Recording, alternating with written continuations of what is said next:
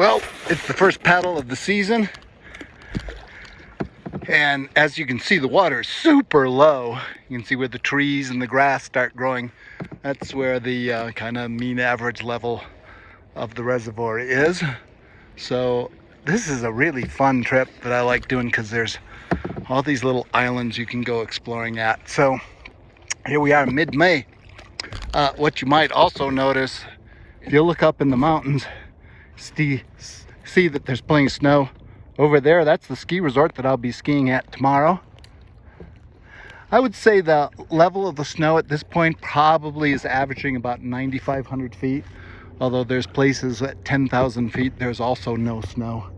So you got to get pretty far up there before you find snow. Other side of this mountain range is where I'll start hiking. But that's probably at least a month off at this point because there's still a lot of snow up there. Anyway, let's go visit an island. Yeah, most of the time when I come to this little island, I don't put my boat here. I put it way up here because there's a nice sandy beach. So why is the reservoir so low? Because they're making room for all this snow up in these peaks still. So there's got to be tons of room left for all that water to come, because although a lot of the snow down here is melted off, the majority of the mountain snows is still up in the mountains, and the runoff really hasn't started. You'll see that when the streams and rivers coming out of the mountains start to turn brown and swell up, and none of that has taken place yet.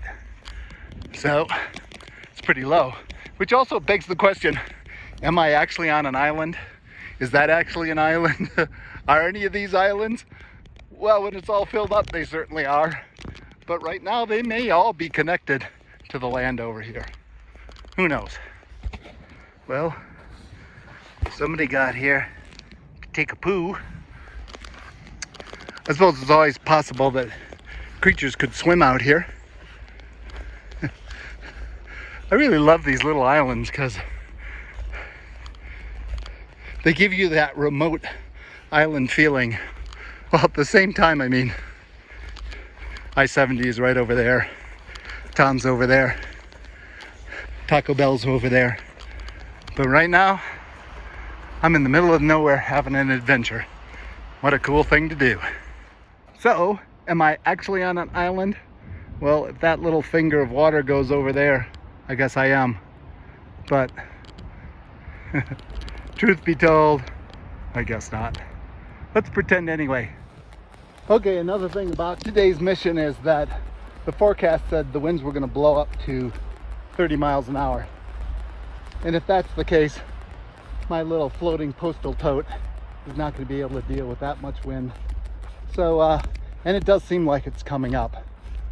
So I'm going to hop in and, I don't know, let's go over into that little piece.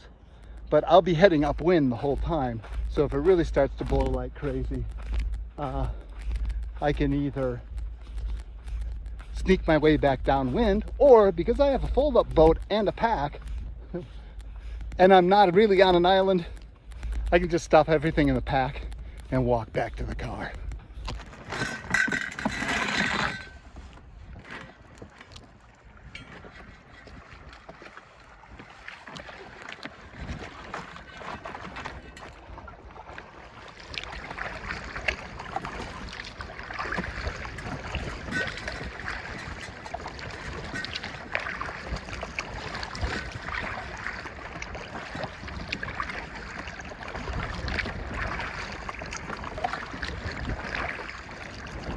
Now, let's see if you can actually hear anything.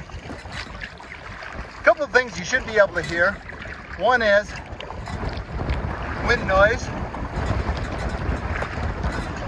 And right on cue, the wind gusts up as hard as can be. The other thing is, I found a paint can, spray can paint.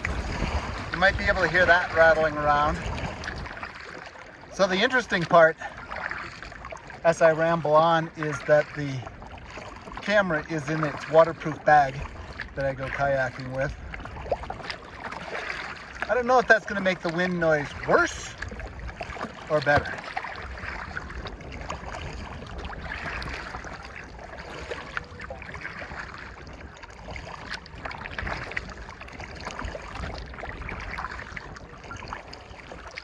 other thing that's striking about being out here on the reservoir is that I don't see flat water kayaking as being a mountain sport. And yet here I am. I'm looking up towards the Vic in the distance that people paraglide off of. And yet I'm kayaking in my kayak. And I think that's one of the things I really like about adventure, is occupying the improbable place. I mean, all these things. Yeah, riding your bike in the woods, well, that's kind of weird. Kayaking in the mountains on flat water, that's a little weird. I mean, skiing, when you think about it, is completely weird. That mountainous terrain, you shouldn't be flocking around having the best time in the world. You should be freezing to death. Instead, you're zipping around, warm and toasty, having a ton of fun, and then when you're tired, there's a restaurant in the middle of the mountain that serves you hot chocolate. How ridiculous and grand. You know, it's funny, this reservoir, because it's being fed by all the snow around the mountains, is notorious for being freezing cold. And right now it's fine. You know why that is these little inlets are very shallow. And what's more to the point, the spring runoff, the melting of the snow, has not really made it down the slope into the reservoir yet, or into the creeks. All the creeks kind of look like winter still. I mean, it's got to be happening soon.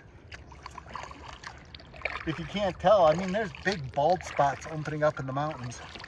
So, okay, here we go. Guys, this might be the only actual island that we end up at today. This pile of rocks right here.